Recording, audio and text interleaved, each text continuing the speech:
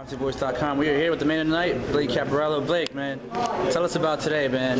Flying from Australia to New Jersey, getting a big win here on Friday Night Fights. Yeah, it was awesome, mate. Long flight, but this is where it all happens in America. So ESPN main event, done my thing. Now I was talking to Lou. Says he only had 9 amateur fights. I mean, tell us how difficult it is transitioning to the pro game, only having such a limited background in the amateur game. Yeah, we trained always, made the decision young to turn pro.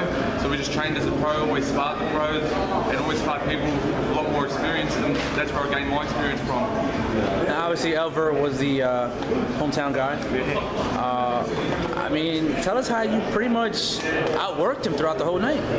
I used my quick feet, angles, just had to keep putting the punches together. I knew not to load up on him because he's very tough, everyone's seen it. He's taken big shots from Antonio Carver, Clinton Woods and all them, so I just had to use my angles, speed, and couldn't let him in the game. What's the plan for you this year? Well, hopefully Louis put on some big shows, and I just want to keep getting big opponents, keep improving, and I'd love to make some good moves in the US. How far do you see yourself from being a contender? I don't think I'm far off, but I'd like to fix up a few things in my game, go back home, work with the team. Whoever they put in front of me, I'll beat them, no matter what. Now, obviously, Australia has a rich boxing history. I mean, Anthony Mundine, Billy Dibb.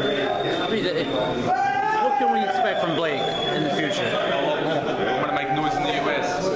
Those guys are big back home. All props to them, but they've done their things, but I'm the new breed, and I'm going to be well known, and the best odds that come out of Australia.